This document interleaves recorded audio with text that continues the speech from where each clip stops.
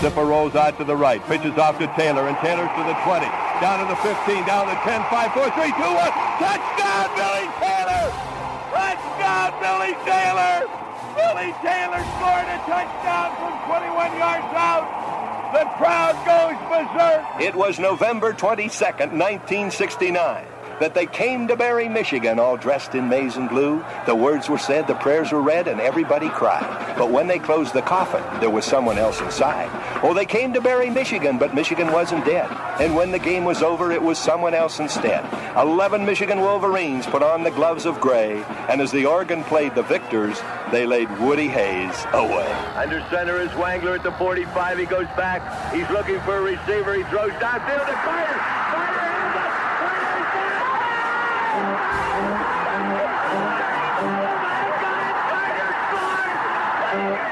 Who's got it better than us? Nobody!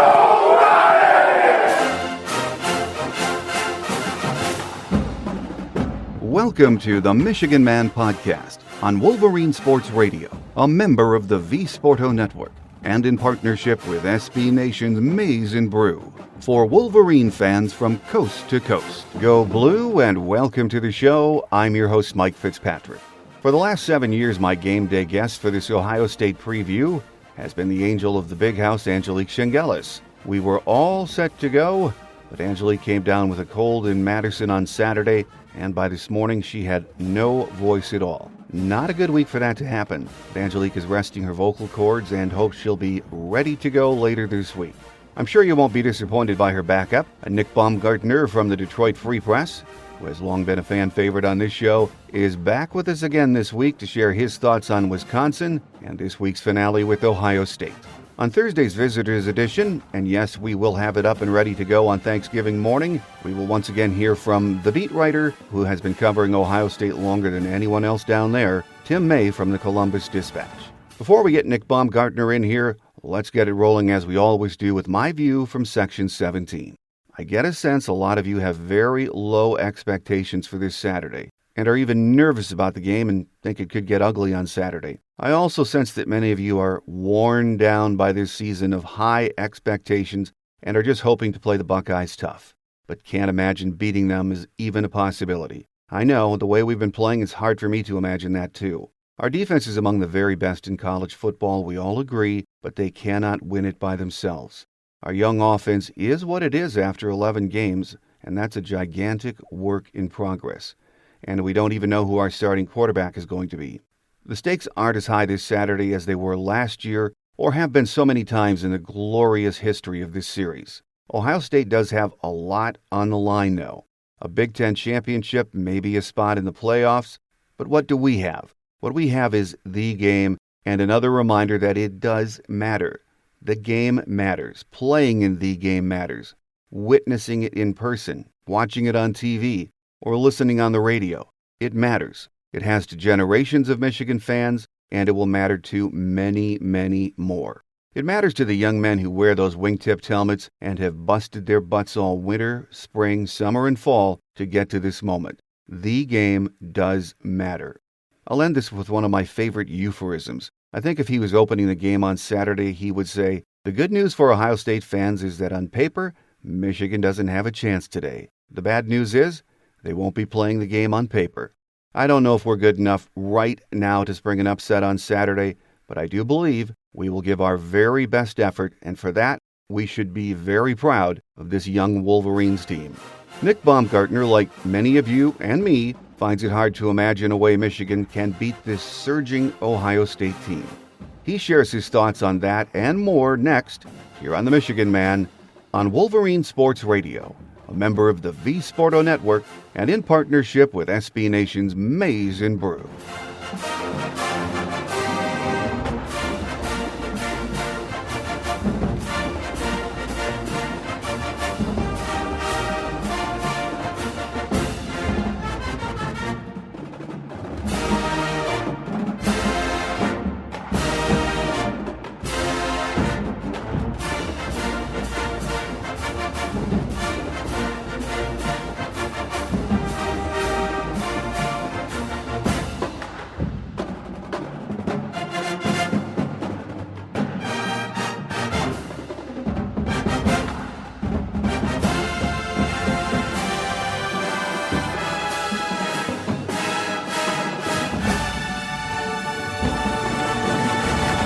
Back with us on our game day segment this week as we get ready for the game and, of course, take a look back at Saturday is Michigan beat writer Nick Baumgardner from the Detroit Free Press. Great to have you back again, Nick. Thanks for having me, Mike. Well, when we talked last week, Nick, we said Saturday's Wisconsin game would give us a good idea as to whether this Michigan team had improved. And I guess after Saturday, my answer is yes, maybe a little, but it wasn't enough. And as you said in the Free Press on Sunday, this is what an inch looks like when it's a mile. It was just a very hard game to watch. Yeah, I think you nailed it. Not enough. That's the not nearly enough. That's kind of the answer. I think in some areas, yeah. In some areas they probably got better. But like you said, the growth that's been made this season hasn't. There haven't been any leaps necessarily, and that's what was going to be required for this team to have aspirations of being able to hang on that level, and they're just not there yet for a number of reasons, and people can be upset about that, and that's fine. The one thing that stands out to me is that a lot of folks, myself included, I picked them to be 9-3 at the beginning of the year, and I got told at the beginning of the year that if they're 9-3, I'm going to be upset from a lot of folks. But now I think people have backed off and realized that maybe shooting for the moon this year was a little bit of a stretch. But same time, the offensive line's not there. The skill position, you are down Tariq Black, but the skill position players at receiver, even though Donovan Peoples-Jones appears to be maybe the most improved player they have right now, not there. The pass protection is bad across the board, and you can't keep a quarterback healthy. I liked what we saw from Brandon Peters, but overall on the offense, a long way to go before they're ready to do this, I think. And we'll see. They got one more week against Ohio State to prove if they can turn some things around. But again, there is no evidence suggesting that that's going to be some sort of spectacular explosion from them. So long way to go in a lot of areas on offense, and that again is what is keeping them back. And Nick, when we talked in August, I think everyone agreed 9-3, 8-4 might be the reality. I think maybe what upsets people is, okay, 9-3, 8-4, we can accept that, but everyone thought maybe it would be a more competitive 9-3 or 8-4, Yep. And you would see improvement where you could say, okay, well, we got beat by Wisconsin in their place, and who knows what's going to happen Saturday against Ohio State. But I think that's the frustrating thing for fans. They really don't see anything getting better from week to week. Well, it's two things. One, you lost to Michigan State at home. No one expected that. I don't think anybody picked that. That's one that has stuck out like a sore thumb all season for them, and one that fans have not been able to get over because the team too. I mean, that's the other part of it. We talk there's always two conversations: fans and what the fans are thinking, what the team is thinking. They watched Michigan State get absolutely manhandled by Ohio State, and I guarantee you they were like, what happened here? What did we do in that game? And that's one that they're not going to be able to get over. That's one that's going to sting all year. That's one that no one saw coming. And so you lost that one, and on top of that, yes, like you said, Mike, Penn State wasn't close. It wasn't competitive. Wisconsin was, I thought, it felt a little bit similar to what we saw last year. Similar, different situation, of course, what we saw last year with Ohio State, where Michigan played with and maybe even outplayed Wisconsin for a half of football. But in this one, I just kept watching it thinking, okay, well, Wisconsin is not playing well. Michigan also really isn't playing well either. They keep, shooting themselves in the foot, screwing up, yet we're still here watching a tie game. But you just had that feeling that one thing's going to go wrong here and Michigan's not going to be able to recover, and that's exactly what happened. I mean, it took 4 minutes for that game to turn from a 10-7 lead to an insurmountable deficit for Michigan. I mean, 4 minutes, and it was just the wheels had completely fallen off. So, they weren't competitive in the second half against Wisconsin. They weren't competitive at all against Penn State. And like you said, we'll see against Ohio State. But that's really what sticks out. You blew one against Michigan State, and then in the games that everybody thought you would probably lose, you weren't competitive. And one more week to go here.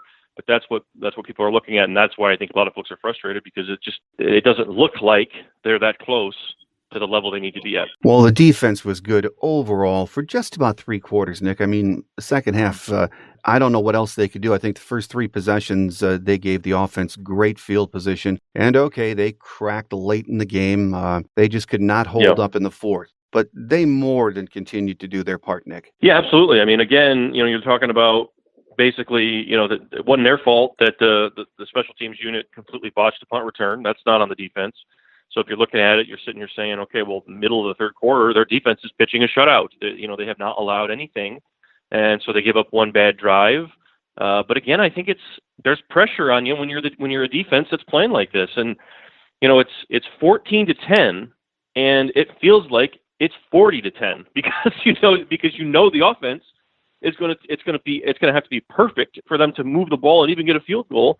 And when we're watching that and we're thinking that, don't tell me that the defense isn't thinking the same thing. I mean, it's not necessarily a negative, but I think pressure gets built on them, and one mistake gets overblown, and they let up a reverse there, and all of a sudden now it's 21-10, and now it's like, well, the game just seems completely over. I mean, when you're playing football and you're so one-sided that everything is on your defense, and your defense basically has to go score points for you to have a chance.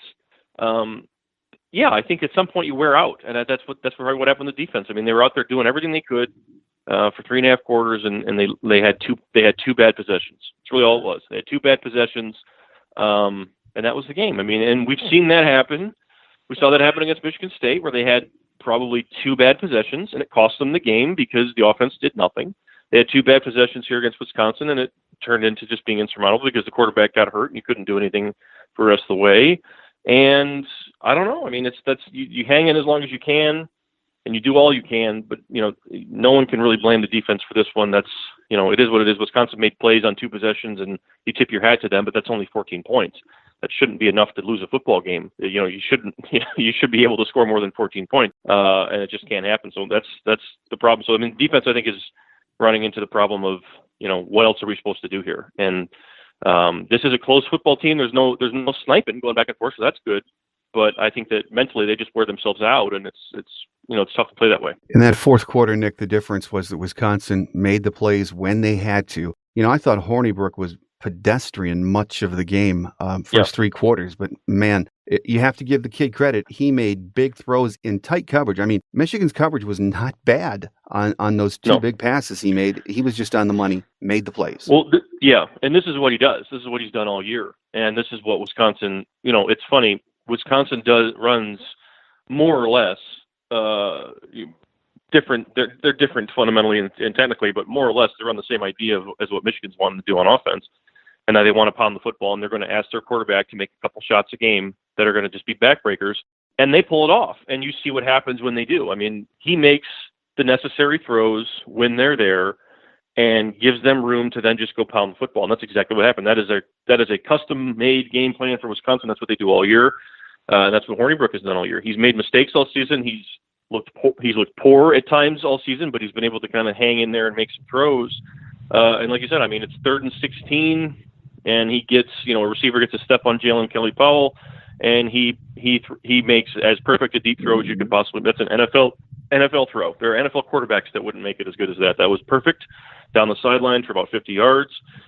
And then it's 3rd and 15 again, or 3rd and 11, whatever it was, from 25 yards out, and he throws an absolute laser right down the seam on a guy who the ball could only be thrown in one spot, otherwise it's getting picked off, and he throws it right down the middle. It's a touchdown. So he makes two throws. I mean, really, if you boil it down, the whole game, he had 9 completions, and really only 2 of them were really, throws that you're like, whoa, those were impressive, and that was it. That was the ball game. And then the second touchdown was on a nicely called reverse when Michigan was reeling, and that was it. But really, for me, once it got to 14-10, I thought this thing was going to be kind of tough anyway. And then once Brandon Peters goes down, well, now you're like, well, now it's over. I mean, Brandon Peters was the only reason they were in the game.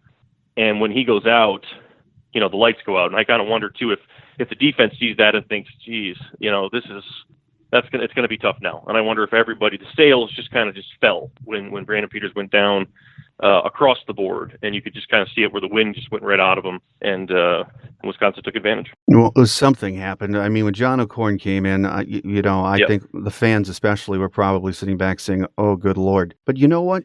He made 3 throws, Nick, in the fourth quarter that were right on the money and were dropped. Yes. I mean, those were good passes. So those were drive killers. All 3 of those drops. Horrible. So yeah. It was not that he came in and just laid an egg either. No, and that's what we go back to. It's a perfect example of what we talk about when we say that the offense is not there. There's people that want to just I saw someone say, a national writer tweet that, until Jim Harbaugh finds a quarterback, this is what this offense is going to be. That's not it. I mean, the quarterback, of course, is not settled. And, while I was encouraged, of course, like I think everybody else probably was, what they saw from Brandon Peters, it is more than that. If you've watched this football team all year, you know that. John O'Korn made some nice throws to Sean McCune, Zach Gentry, and whomever else it was. Those are just flat drops. And, it's ridiculous. And the offensive line was not able to keep Brandon Peters standing up.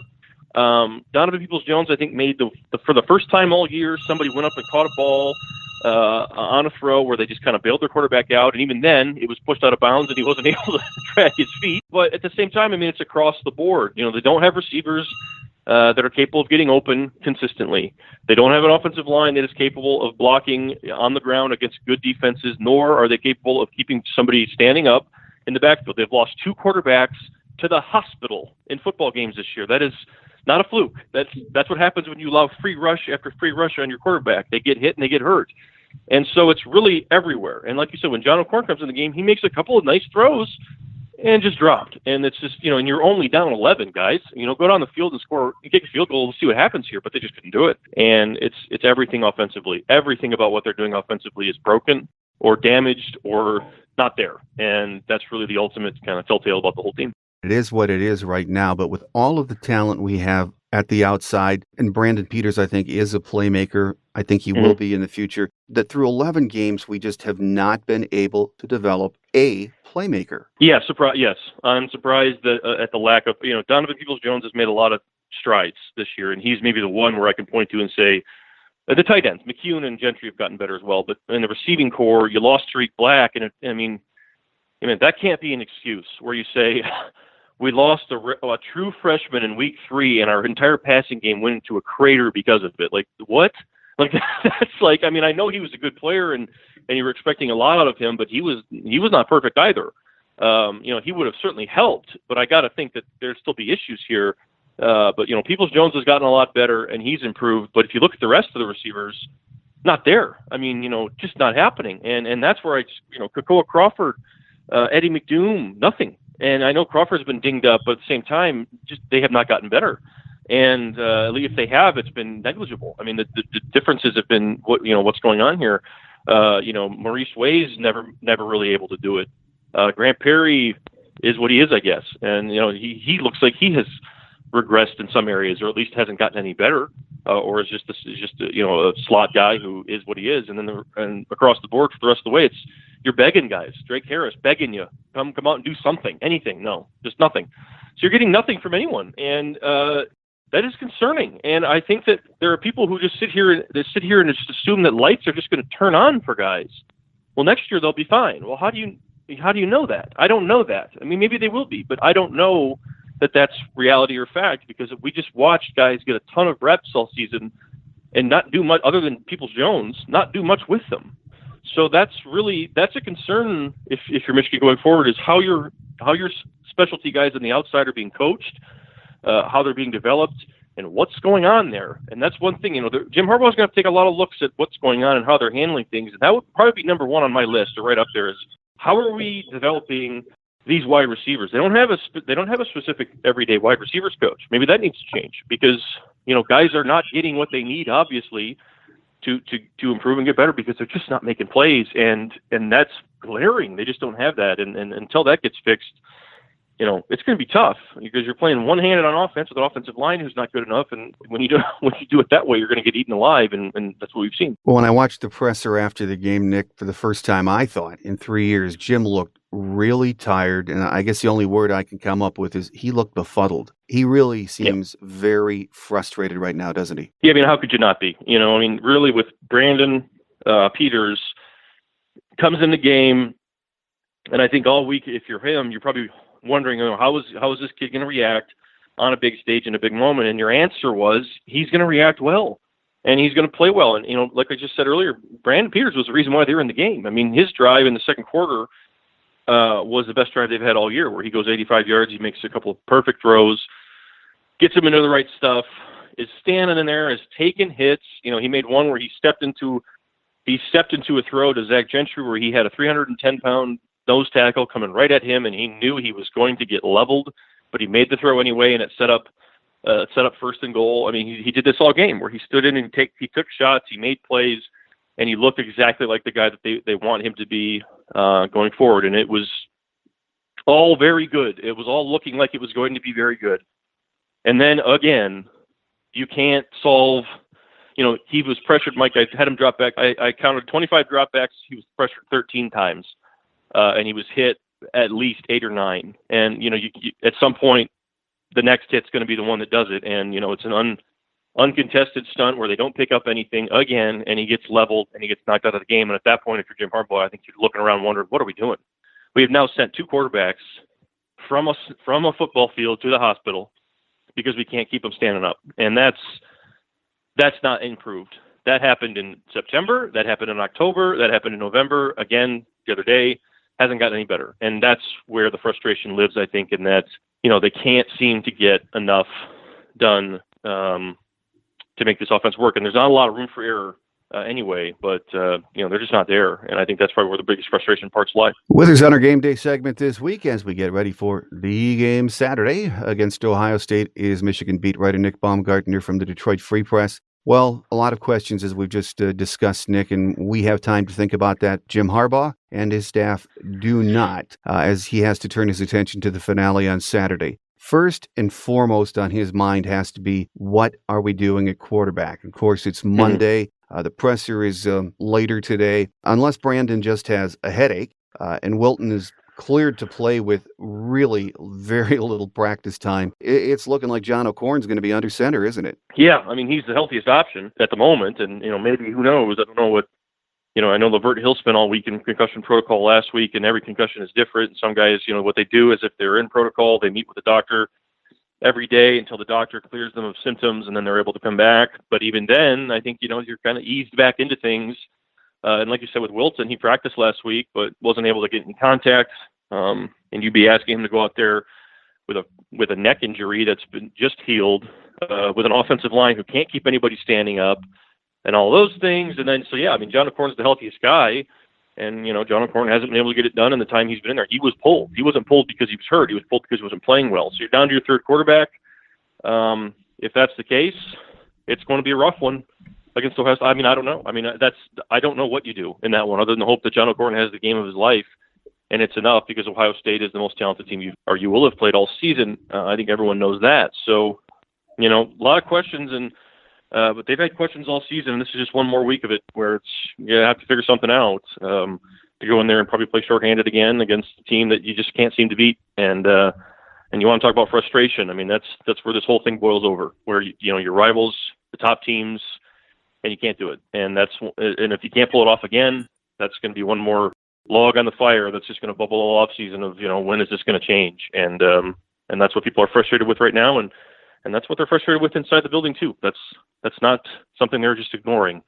So that's something I'm sure that they'd love to get it fixed, but lots going to have to happen for them to compete this week. We saw what happened against that Wisconsin defense, but this Saturday, Ohio State has a defense just as good, an offense that is much better than Wisconsin's. I mean, so throw the cliches out there. It's a rivalry. Anything can happen. But right now, I cannot imagine a scenario, Nick, in which Michigan can win this game. It's hard to see it. It reminds me of, this is going to remind me more of the Penn State game where Ohio State's offense is so dynamic that, with Wisconsin, you could rely on them making mistakes to keep you in the game. Wisconsin made errors in that game that kept Michigan in the football game, and Michigan just wasn't able to take advantage of it and separate. But either way, the odds of Ohio State doing that, now they have had one game on the schedule. They did play terrible against Iowa, so they have laid an egg. So if Ohio State shows up and does that again, then sure, you have a chance. But the odds of that happening don't seem very good because Michigan doesn't seem to get the benefit of playing someone when they lay an egg. That just doesn't seem to happen. So, especially in this game here. But I think you're going to need help from Ohio State. I think you're going to need Ohio State to play poorly.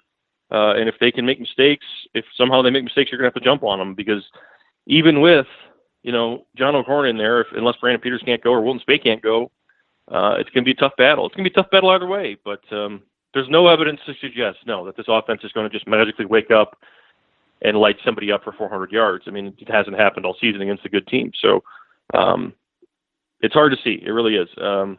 Michigan would have to play out of its mind defensively, stifle Ohio State to a level that we haven't seen anybody do all season, and hang in there and make enough plays on offense. And even then, I don't know if they'd have enough. So tough deal. But there's only one recipe for it, and it's your defense is going to have to smother them, and your offense is going to have to grind it out. And that seems really difficult right now. But that seems to be the only way it could happen.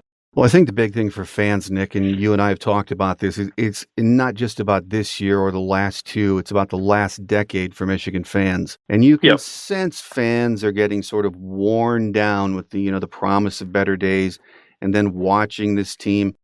I guess we have to say the honeymoon is truly over for Jim with a growing segment of the fan base, isn't it? Yeah, and it's funny because the past decade, every time a coach comes in here, and this isn't just Jim Harbaugh, this is everybody. Every time a coach comes in here and they say, well, it's only my third year, or not that Jim Harbaugh said this. Well, people will say this for him. It's only my third year. What do you want? What would you have me do? It's not my fault they haven't lost or they haven't beaten a team on the road since 2006. I've only had a couple of chances at it, and I haven't been able to get it done, but it's only my third year. Whatever.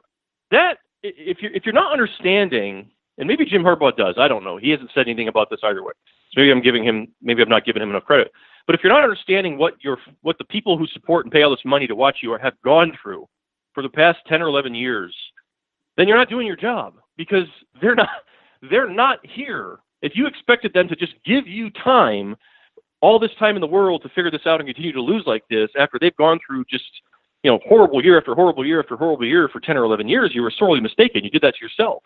I liken it to Indiana basketball. They hired a new coach, Archie Miller, this year.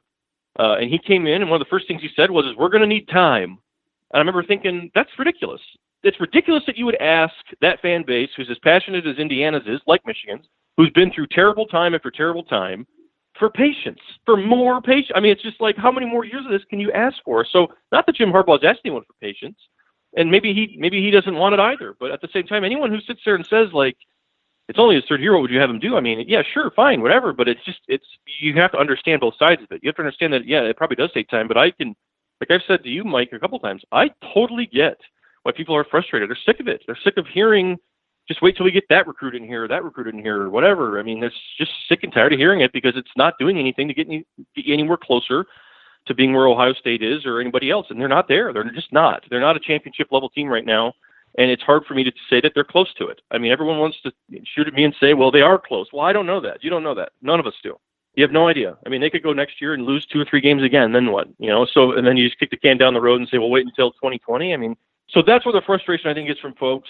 I think everyone probably understands it. It's just a matter of when are they going to get it fixed. And it's tough to see it right now, but it just sort of is what it is. And yeah, Jim Harbaugh is not immune to criticism. He should have never been immune to criticism, but he was for a while, and now he's not. And now we'll see how that all unfolds. He's obviously the best coach for the team. There's no one that's in their right mind suggesting that that's something otherwise. But it's on him to figure it out, and that'll be the task, and something I'm sure he'll be plenty focused on as they go forward. Well, as low as Michigan fans are right now, this morning, they're going to snap out of it by Saturday at noon. And it wouldn't wash away the bad moments this year, but man, a win on Saturday, however you make it happen, would certainly be huge for Jim, the team, the fans, and the recruits watching this game. I mean, you cannot understate that. No, I mean, even a competitive game, yeah, like you said, would give people a jolt, but give your players a jolt, more importantly, and would give everybody something to feel better about going into a bowl. Maybe you go into a bowl, get a win there, get to 9. If you lose that one, feel better about yourself in the offseason. Well, and I would also say this, Mike, when we're sitting here talking about how a possible 8-4 year is like rock bottom, I think that kind of means that Jim Harbaugh's probably done a lot of good work, because we saw what rock bottom was, and it was probably worse than 5-7 when Brady Hoke was around here. 3-9, those records that Rich Rodriguez has. This team's not close to that. They're not losing to, they're not out there losing to Rutgers or losing to Minnesota or losing to Maryland. They blew all those teams out of the water. Those are all teams Brady Hoke lost to in his third year, when that team was a complete calamity. That's not happening. So, everyone, maybe some perspective. I understand the frustration. But at the same time, we're talking about an 8-4 season being an absolute disaster. 8-4 season with freshmen everywhere. I think perspective is probably needed on some level. Jim Harbaugh's won a lot of games here. He hasn't lost to anyone he's not supposed to, other than probably Michigan State and I guess Iowa last year. So that's 2 games out of 40, whatever it's been. I can't totally slam for that. You haven't beaten anybody, and that's the one thing that's still standing in your way. But you haven't done a lot of those. Well, there's no reason you should be losing these games. That hasn't happened yet.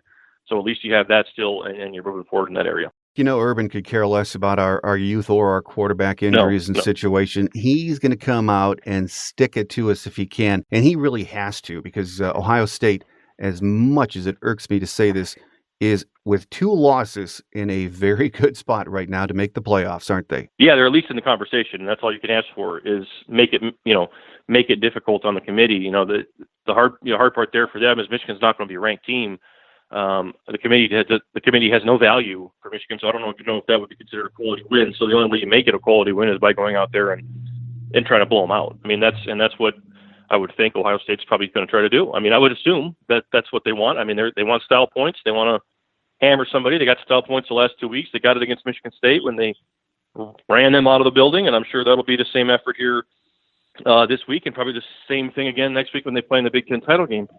So, yeah, if you're Michigan, you're not going to get sympathy.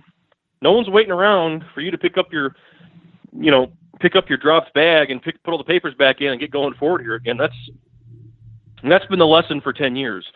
No one is waiting around for you. No one feels bad for you. No one is going to wait and hold your hand until you fix this. They're going to continue to come after you as hard as they have. We've been through this before. No one likes Michigan. These teams don't like them. They love to beat them. And they're not going to wait around and feel sorry for you. I mean, you're going to have to do it on your own. And that's why the job's hard. The job is really, really hard. It was hard before Jim Harbaugh took it. I don't know if he fully understood how difficult it was when he took it, but he knows now that this is a really difficult job, and this ain't 1975. And all respect to Bo Schembechler, if he were here today, he'd tell you things are different now. It's a lot harder than it was, and there's a lot more going on, and it's tough. It's a really tough job at a place that doesn't really flinch with doing it the right way and doing things the way they need to be done. That puts you at a disadvantage, fair or not. And that's the task he has. So he's not one to shy away from a challenge, but this is absolutely a challenge, and it's one that will still be interesting to see how he handles it going forward. Well, final question for you, Nick. If, and I'm not conceding anything to Ohio State, but if they win here on Saturday, they play Wisconsin in the Big Ten championship game next. Mm-hmm. And as much as I respect what Wisconsin does, I think they are just a well-coached, solid, gritty football team. Yeah, I don't see them having a prayer against Ohio State. Do you? No, I don't. Not if Ohio State has its fastball. Wisconsin is another example of, people complain a lot about these divisions, and I have a hard time arguing with them. I mean, they're so out of whack. They're designed geographically for a reason, but they're so lopsided right now that you could take any of these 4 teams, Michigan State, Penn State, Ohio State, Michigan, I think right now, put them in and flip them with Wisconsin, and any of those 4 teams, I got to think would have a pretty good shot at winning that division. I mean, just basically by default. I mean, because you just don't want over there. Iowa decides they want to play well once a year. Northwestern is still Northwestern. They're going to win 8 or 9 games this year, but whatever. I mean, they beat Michigan State, I suppose, but they didn't do anything else. Nebraska's a disaster. And then Illinois can't do anything. Indiana can't do anything. Purdue can't do anything. And then you're Wisconsin. You're just there grinding away. So we'll see. But no, I would not give them much of a chance in that one. And if they lose that one badly, then yeah, they're done. And Ohio State would be your option if you're the playoff committee. It's either Ohio State or nobody. So that's what the Big Ten's looking at right now. My guest today has been beat writer Nick Baumgardner from the Detroit Free Press. As always, Nick, good stuff, and we look forward to having you back soon. Have a happy Thanksgiving. All right, Mike, you too. Quick Hits is next as we wrap it up on this week's Game Day edition here on the Michigan Man on Wolverine Sports Radio, a member of the V Sporto Network, and in partnership with SB Nation's Maize and Brew.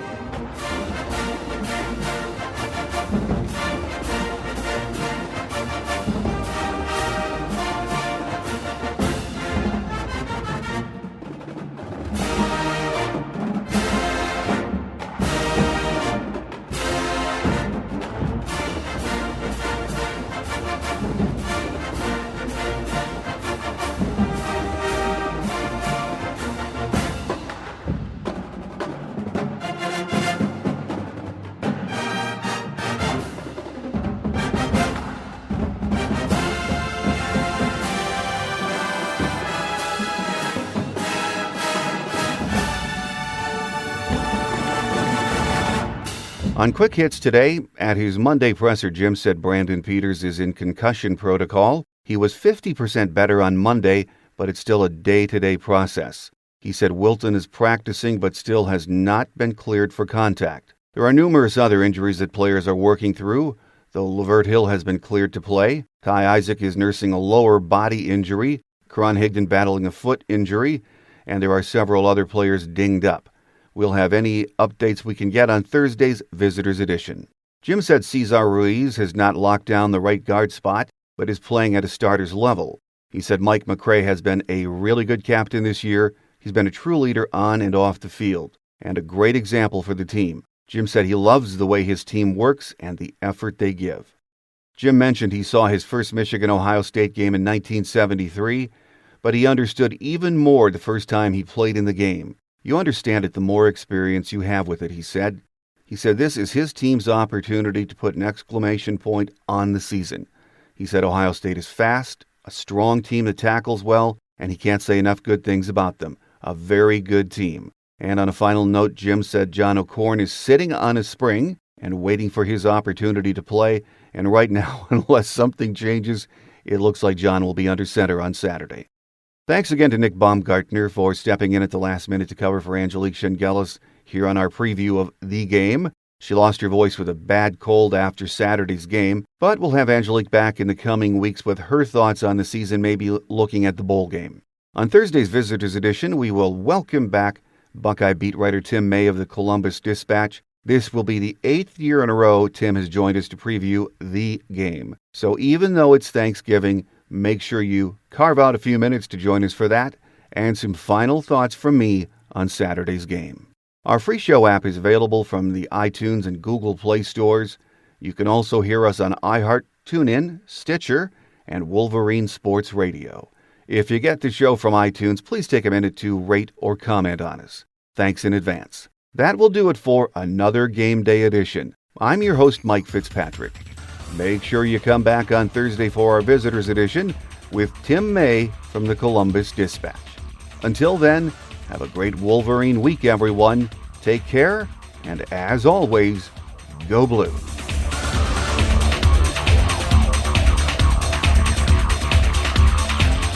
Thanks for joining us today on The Michigan Man, here on Wolverine Sports Radio, a member of the V Sporto Network, and in partnership with SB Nation's Maize and Brew.